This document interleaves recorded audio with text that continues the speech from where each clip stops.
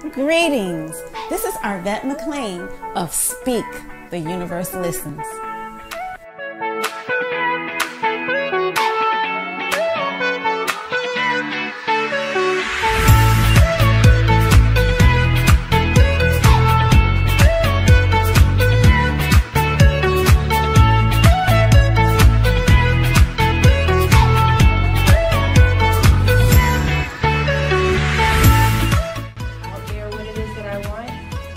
We cherish that. We love that particular piece of it because it teach people like, hey, it's okay, change. New ways to view age-old challenges.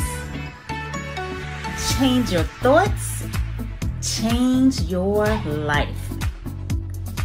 Step into the bigness of you.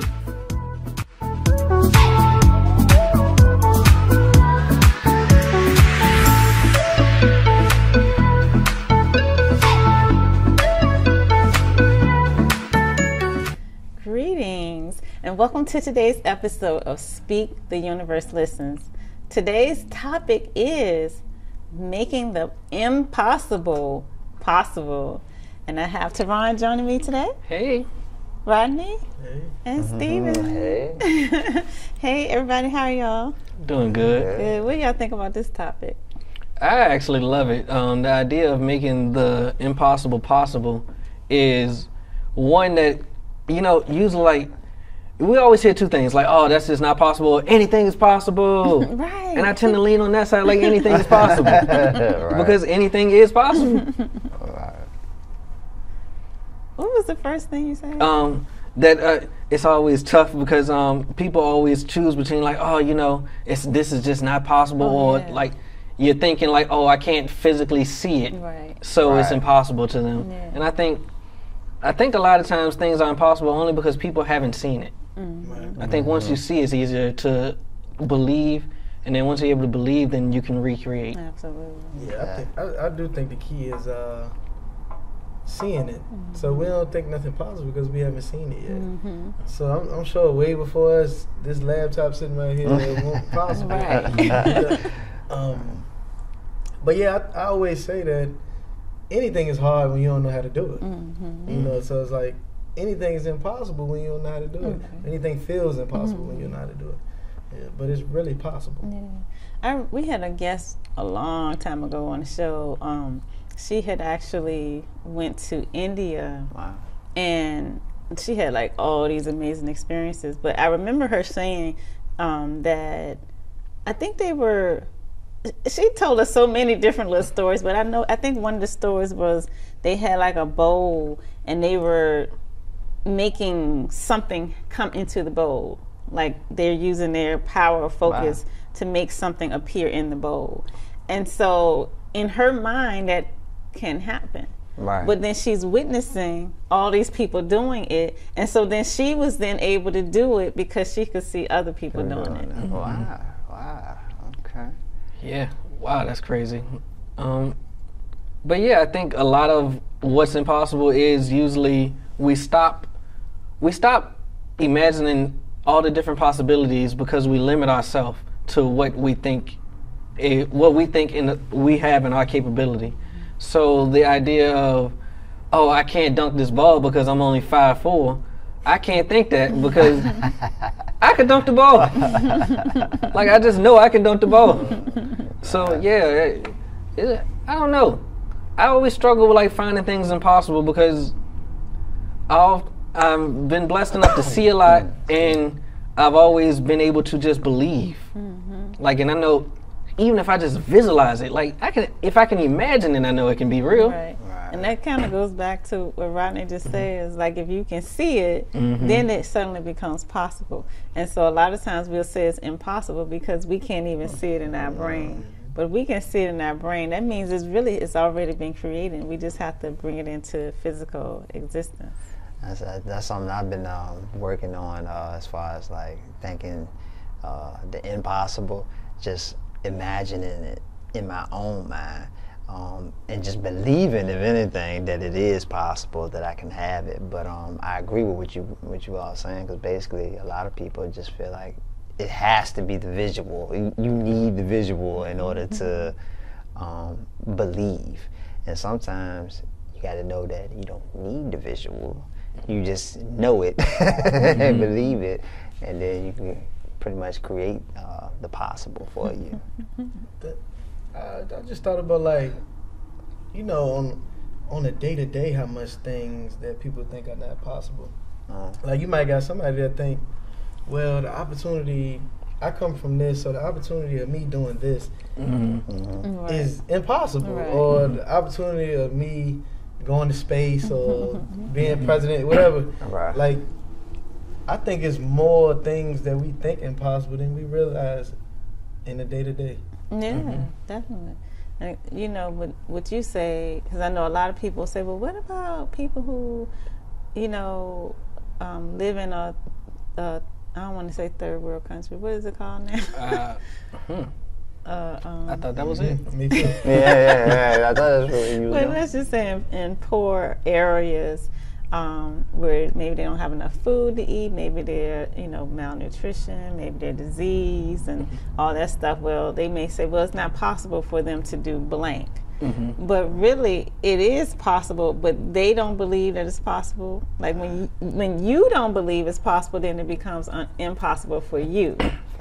And so a lot of times we grow up, even, you know, in the United States, we grow up in situations where there's nothing in us that makes us believe that it's possible. And because we don't believe it's possible, then it's not possible for us. But if you think about it, even in those countries where there's just destitute, poverty, you know, disease, etc., if one person made it out, then it's possible for everybody. Yeah. You know, it's just like, you know, some people that's doing, you know, health-wise, you know, challenge-wise, and they think that they can't be healthy because maybe, you know, their parents wasn't healthy, or it's always been health issues in the family as to where they can't even imagine what it's like to even be healthy at all. So they tell themselves the story that they seen from their parents and so forth. So just, I would say a big thing that I notice is that the surroundings of what you have seen that makes things be impossible.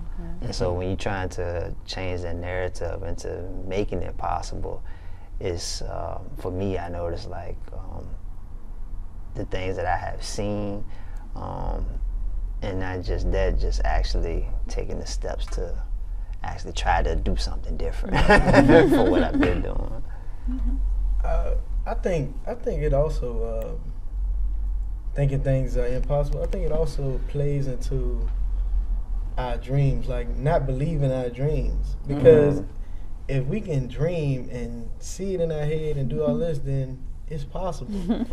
Like, how many people we know that can sing or do whatever, and it's like they don't believe that they can actually be a star singer or a star chef or whatever the case may be. And I think when we limit our dreams, it limits what we think is possible. Something that made me just think about making the impossible possible, and you just sort of hit on it a little bit, but I thought about it like this: if I can dream, go to sleep, and I can dream and have the craziest dream, you know, and experience this awesome, wonderful feeling, you know, that in reality to me I have never experienced, then I know that I can anything is possible. I know anything is possible. Yeah. Part of what started making me break, like, the what's impossible versus what's possible thing too is, you know, why is it always so easy to believe that the negative can happen, but like the idea, like, if I can believe that I can hit a rainy day and, you know, need some extra funds, why can't I also believe I could be a billionaire? Right. Like, if this is possible, why can't the opposite also be possible? And then why can't I just choose to live in the opposite the whole time? I think a lot of times we're more comfortable with the impossible. Like, we've been brought up so long with thinking you can't do this, you can't do that, or, you know, you come from this, so no way you gonna have that. You know, like that been instilled in us so long. So it's like that's the place where we comfortable most of the time. And it kind of takes you off the hook too. Yeah, like you say that. I ain't gotta worry about that. Yeah. It ain't possible for me. That's not for me. Huh, that's interesting. Yeah, doing that strips the accountability from yourself. Yeah. But, you know, people may say, well, it's impossible if you lost a limb, it's impossible to grow a limb, or, you know, if you're short, it's impossible to become tall or whatever. So what would you guys say about stuff like that? I think all of that is false. I think everything that you think is impossible, somebody else also thought was impossible, and they started creating like ways to combat that. Exactly. I can't grow a limb. I can get a prosthetic leg. I can't grow. They have like lengthening surgeries. Like literally everything you could come up with and say, oh, you just can't do that. Somebody else probably also had the same thought, but they said, nah, I don't want to stop there. Let's figure this out. Right. It reminds me of the example with electricity you always use. Like, it was always the possibility for electricity. One person had to figure it out and put it together, but the possibility of it was always here. Nothing changed. Except one person believed that, hey, Actually I'm gonna flip the believed. switch and the light will come on. And I can say that same thing for my life. Like every upgrade that I had in my life, the upgrade didn't happen first.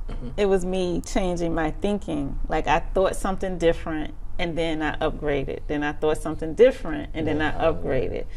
So everything, it wasn't anything in my environment that changed. It was me that changed and then my environment changed. I would say the same for me. Yes. Same. Yeah. The same exact thing. Yeah, I'll be honest, none of this, okay, so a few years ago, none of this was possible to me. Like, I was like, oh, you know, I watch a podcast, I see it, I'm like, oh, that's nice that they could do that, but you probably need this, and you probably need that, and you immediately start, like, dismissing everything that you could do. And then it wasn't until we was like, oh, we're going to do it. It was like, all right, well, we're putting this together, we're putting that together, and putting this together. Next thing you know, I'm like, oh, we got that. From those camper lights. It's crazy that, like, when we don't think something possible, we count ourselves out so early. And you might want to do something simple. I don't got an example, but you might want to do something and you don't think it's necessarily possible. Right. But then you look at the steps to do it and you're like, oh, I can do this. Yeah. I already got this. I can go ahead and get that. Like, you know, it's possible. But you never thought of it as that. That's true. I think just like in my journey, I thought a lot of things wasn't possible, but I kept telling myself that it wasn't possible. And for the most part, when I started to actually attempt to try, I noticed that everything that I said wasn't possible. Slowly but surely, when I was taking my steps, it started to become possible. The biggest thing was overcoming my fear. You know, I thought, hey, I'm gonna sit back and I'm gonna help people. You know, give them a little bit of encouragement, words of wisdom. Years later, you know what I'm saying? I'm like, oh, okay, people actually are encouraged by what I'm saying. I never thought about that. You know, never thought about that. But for anybody, I would tell people, just start just taking the baby step to actually doing something that you think that's impossible, and then just sort of like watch yourself blossom a little bit, and you'd be surprised. Be surprised. It's funny you say that. I actually give that same advice to people, especially like after trips. I'd be like, man, you always traveling. I wish I could too. And I always say, well, you can. You know, I think the idea of like something as simple as traveling seems so grand and like so impossible to so many people. But the minute you start breaking it down like little piece by piece, it's like, no, well, you got this, and you got that, and you got this, and you got that. So why can't you? Right. The same thing about going back to school, like as an adult person, you're like, okay, I have children, I gotta work, you know, da-da-da-da-da, so how can I go back to school? And I remember I was kind of in that situation at one time where I was like, okay, I worked 3 jobs, Right. you know, like, and then when I decided to go back to school, so I'm living in Richmond. School was in Norfolk, which is like an hour and a half, 2-hour drive, depending on traffic. And I'm just like, okay, I want to go back to school. The classes I want to take are in Norfolk. So how can I do this? And so, you know, normally, like nowadays, I wouldn't ask the question how. I would just say, this is what I want to do, and then everything would just, you know, work out. But back then, I was still in a space where I'm like, well, how can I do this? And so I literally counted every hour that I had in my day, and I'm like, okay, when I get up, I have 15 minutes between this time and this time. When I, you know, and I literally counted how many hours I had in my week left over. Wow. And then once I had that total, I was like, okay, I have 13 hours in my week. I can use these hours to go to school. And I just need to find a way to bring all those hours. Yeah. Yeah, I'm trying to think of another thing I thought it was impossible. Actually, I know one. Okay, so I think one thing that also helps like getting over the impossible is also having like-minded people around you. And one thing I've always tell everybody is I've always been blessed to always have like Rodney right beside me, and we've always been like along like same mind tracks. So things like, oh, I want to do a yacht one day. Like, I had no idea how to do it. But we put it together. Like, it was like, oh, no, like, we can do that. So, like, now the things that you see on TV, it's like, oh, I can never do that because you got to have this and you got to have that to do it. It's like, no, you don't. It's funny because even going back to, like, something simple as traveling. Yeah. Like, you know, like, being across the country, all that, like, it look cool on TV and things like that before you do it. And then you're like, I want to do it. But then when you go through the steps, like when me and him started traveling, we just did it. Like we just started going. It's like, easy. All right, so we're gonna buy a flight. Then it's like, okay, then we need a hotel. Like just go step by step, you know. And now it's like, that's my favorite thing to do is travel. Yeah, and I think a lot of people try to find excuses as to why the impossible is impossible. You know, it's much easier that way. Yeah, because it's much easier. Yeah, it's much easier. It's not as much fun. And I know that I had a real blind spot because I never thought things were impossible for me.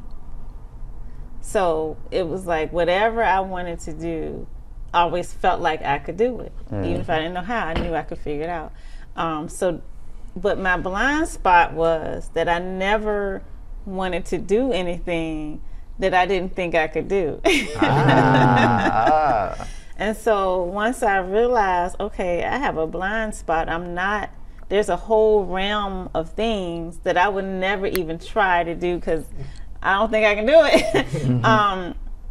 That opened up a whole new world for me. Like, oh, okay, well, how can I do these things? Like, how can I make it something that's possible for me? Right. And then realizing that, you know, if I can see it, if I can envision it in my head, then it can happen.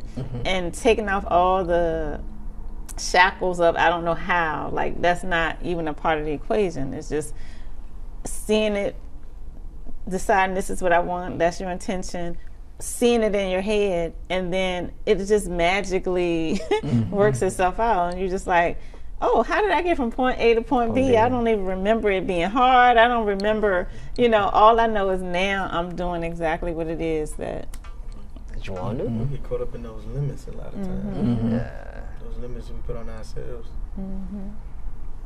And as soon as you break the limits and, you know, stop making excuses as to why you can't, and, you know, why the impossible is impossible, then I think people will start to level themselves up. Yeah, and I think once you overcome one impossible, you find yourself just wanting more. I've never done something that, like, I felt like was impossible one time. I was like, all right, now I'm good. It's like, oh, what's after this now? Yeah. So it's like a total mindset change. And once you're able to change your mind, bring that thing into your body, into your vision, your awareness, then just the whole dynamics of it changes. And you know, no longer thinking it's impossible. Like, basically, that's what changes. You no longer think that this is impossible, and then it unfolds itself. And I thought I had made this up, but I just read it, the same exact thing. And I was like, oh, I must have heard it. But basically, what the quote is like, whatever you're seeking is also seeking you. I read that before. You probably read it in my book because I thought I had originated. I read it before. The great ideas are often recreated. So maybe they stole it from you. But yeah, what you said with that though, I find a lot of truth in that, because what everybody is seeking is waiting on you, and I think a lot of us, we don't even realize it because we too blind to see it at the moment. Because like Rodney said, it's the limitations that we place on ourselves. Yeah. But it wants to be birthed. It wants to come into existence. That's why it's in your head in the first place, because it wants to be birthed through you, and it can't birth itself, so to speak. Like, it needs the human and the spirit to come together to birth this thing into existence. And so it's tapping on you. That's why you're like, why am I thinking about this? Any closing comments? I would tell anybody, take away the limitations off yourself. And if it's something that you really think that it's impossible for you to do, try it and see. Yeah, and I would just say that the only thing impossible is something being impossible for you to do. And I would say something you feel impossible, envision yourself doing it. I agree. Ditto to all of that. So thank you guys for joining us, and think about things that maybe you never thought of before. Think about it in a different way, and think about it from a place of it is possible, and just start seeing it in your head. You don't have to try to figure out, like, what do I need to do to make it happen. All you need to do is just see yourself enjoying that thing, whatever it is. What would it look like? What would it feel like? What would it taste? How would it taste? So just start envisioning it and watch it develop. Until next time, this is Arvette. This is Steven. Right. It's wrong. Bye, guys.